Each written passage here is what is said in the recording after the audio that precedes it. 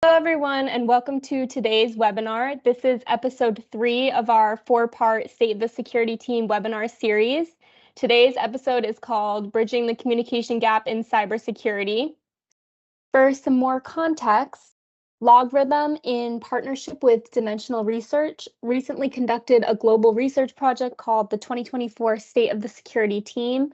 We surveyed executives and security professionals at medium to enterprise companies for over 20 countries. And in the report that we created from the research, we share insights into how global organizations can adapt amidst digital challenges and statistics around resources, budget, breaches, strategic alignment, and more.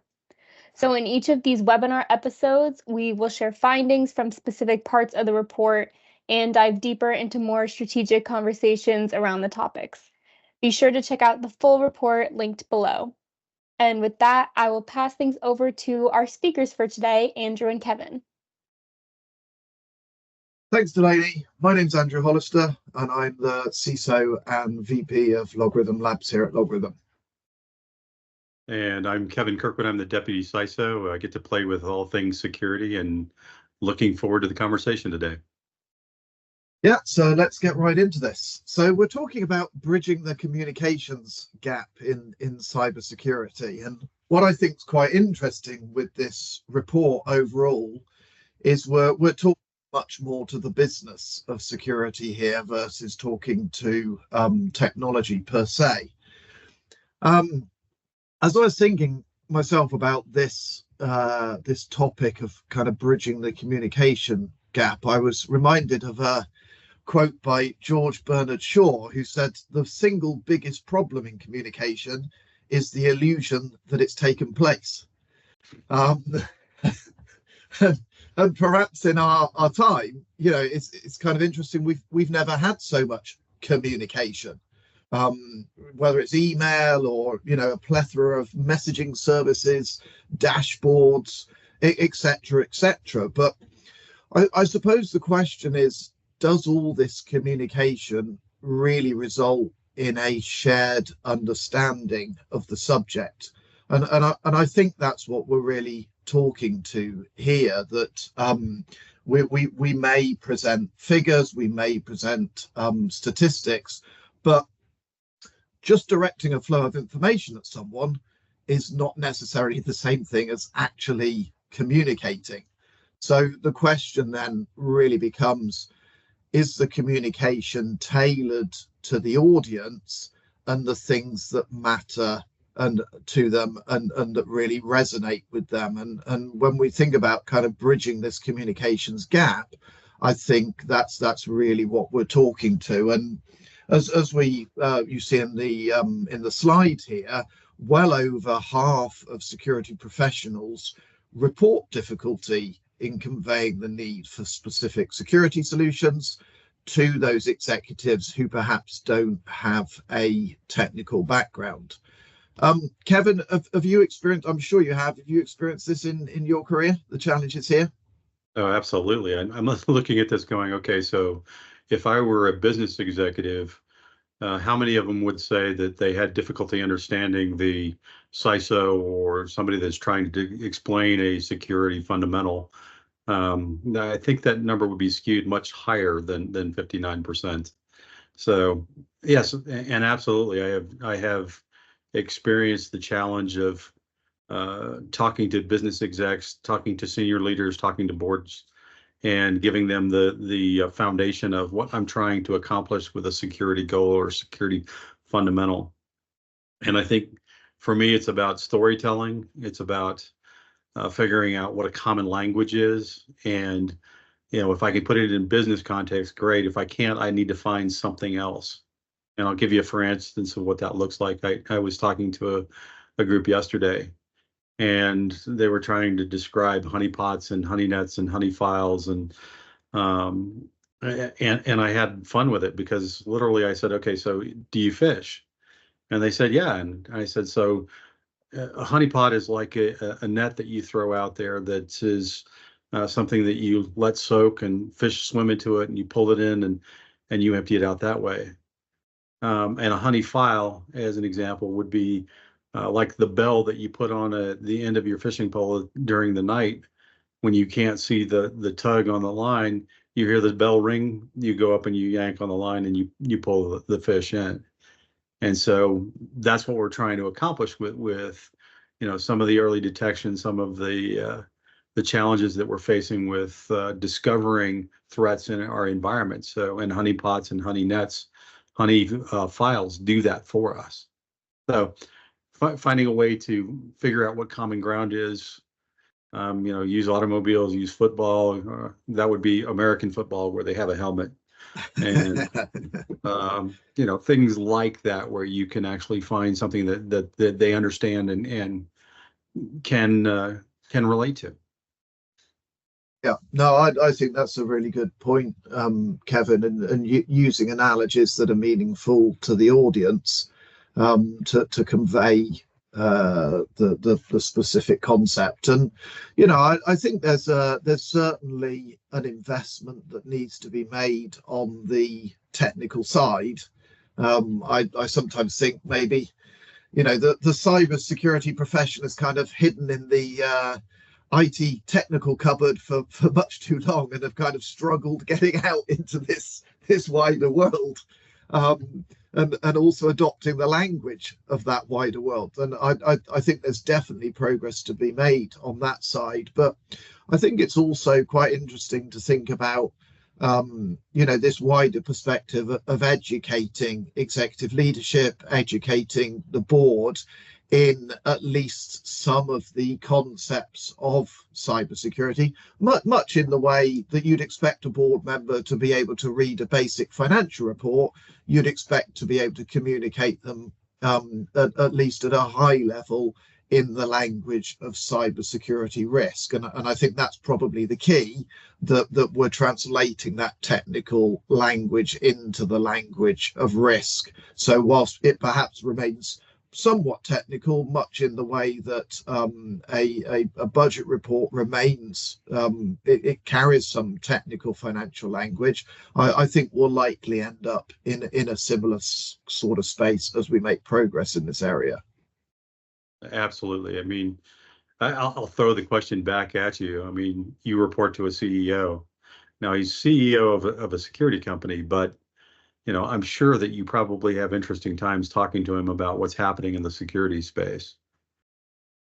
Yeah, absolutely. And I think I'm fortunate in that we do operate in the technology space, and as such, many of our execs do have at least a relationship to technology. But I think one of the useful things was when our CEO joined, we actually had a couple of sessions where we talked at length about our technology space, what it means, what we're trying to accomplish with our technology in the SIM space, and he used some time to build his understanding of that space, which has in fact helped in conversations we've had subsequently. But to your point, using an analogy from time to time to communicate the message is certainly a helpful approach.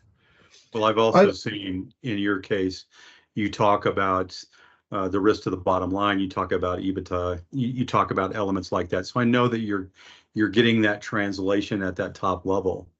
And when you're describing risk, you're thinking about, okay, the financial risk, what happens to the impact of the bottom line? What's that going to do to our EBITDA?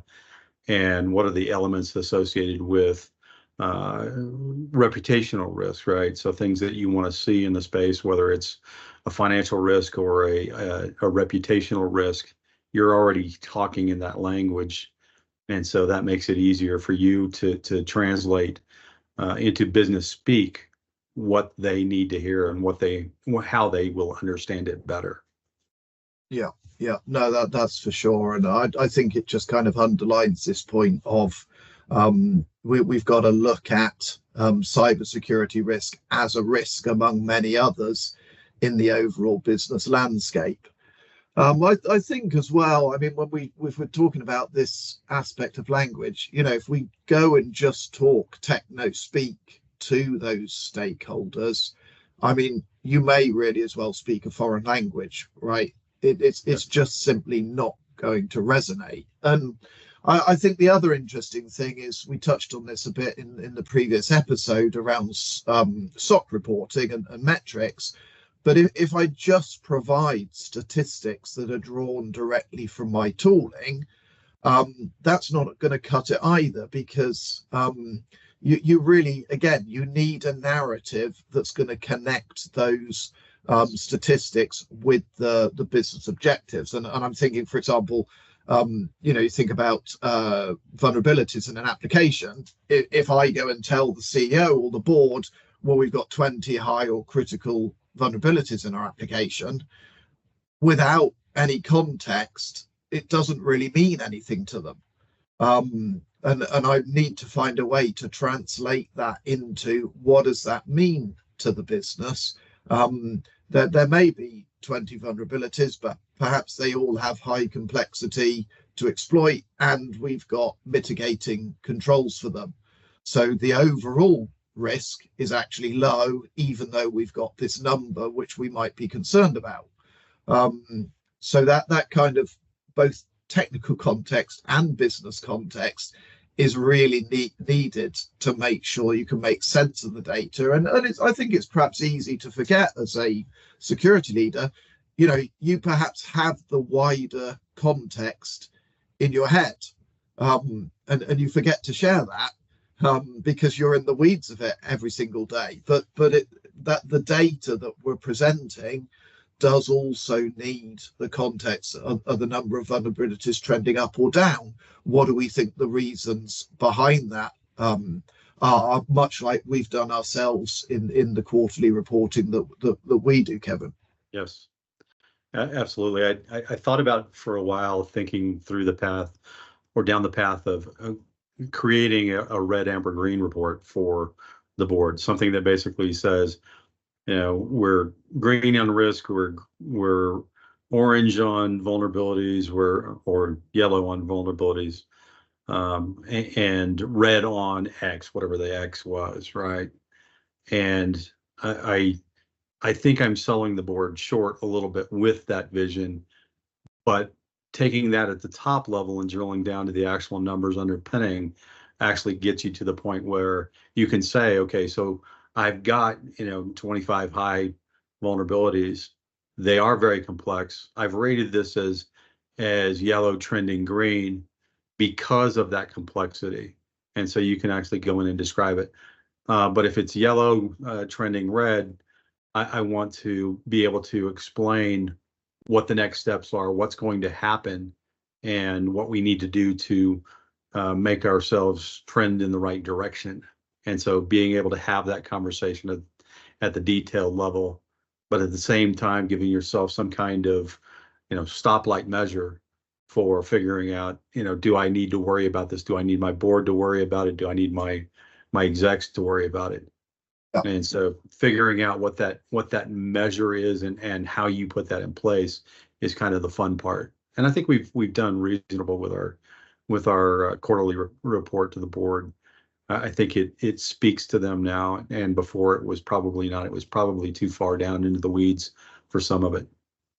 Yeah, no, I agree, and I think to that point, it's pretty important with this kind of feedback loop as well, right? So by all means, present to your stakeholders, and you, much as we've done, you've got to start somewhere, and present what you can based on your understanding of what's needed, but kind of getting to know the stakeholders, the audience that you're presenting to over time, and adjusting to what is priority for the business, adjusting to the interest and the kind of level of technicality of that particular audience.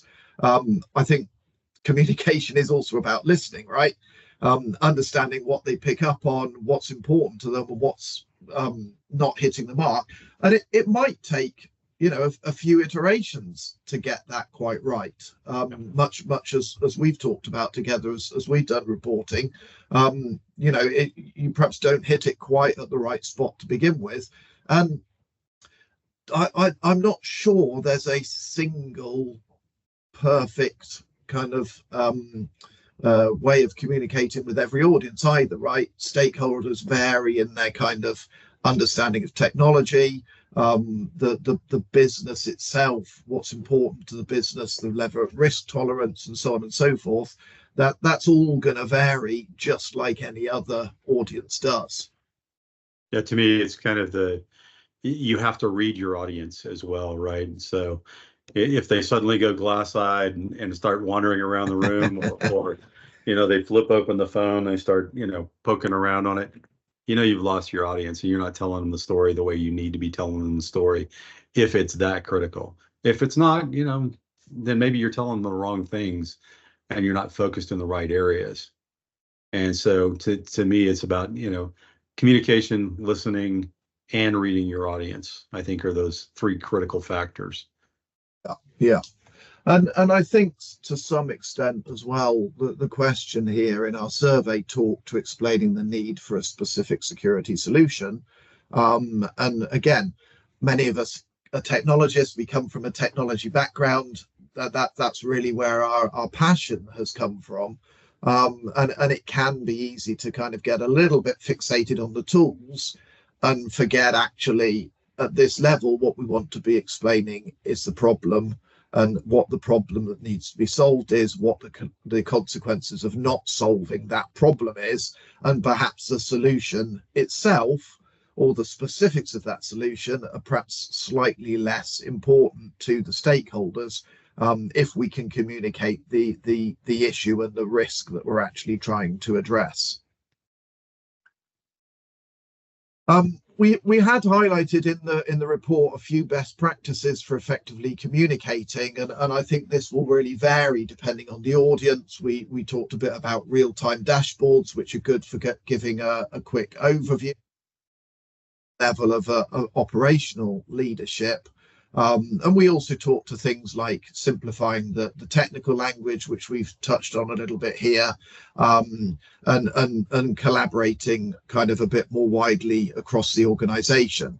And I think that's also something we've had some good success with, as in educating the organization broadly, both in the concepts and in the language of cybersecurity, to help both reduce our overall risk and give a basis for those kind of interdepartmental conversations. Perhaps we move on to the next slide here, Delaney. So the other aspect we would just touch on a little bit here, our survey respondents found that non-security execs really struggled to understand all the regulatory requirements that needed to be complied with. And quite honestly, I think those of us who work in the industry every day probably would answer in a pretty similar way. We see constantly new regulations coming out. Kevin, do you think, as I think about this and I think about what we've just discussed, I feel these two things are pretty closely linked to each other, that actually taking those regulatory requirements and interpreting them into the kind of risk language, the risk profile of the organization is probably the way forwards here. Yeah, it starts out sounding and feeling a little bit like thou shalt go do something, right? So to me it's about, okay, so why are we doing this? Okay, so I'll give you an example. PCI DSS. Do we process payment card information? Do we hold payment card information in our systems? The answer is we don't. And at some level, we look at it and say, okay, so do our systems need to be PCI DSS compliant? And payment card industry decision support system is what PCI DSS means. Long story short, the answer is it depends, right? It depends on what the customer is, what the client is. Are they interested in this?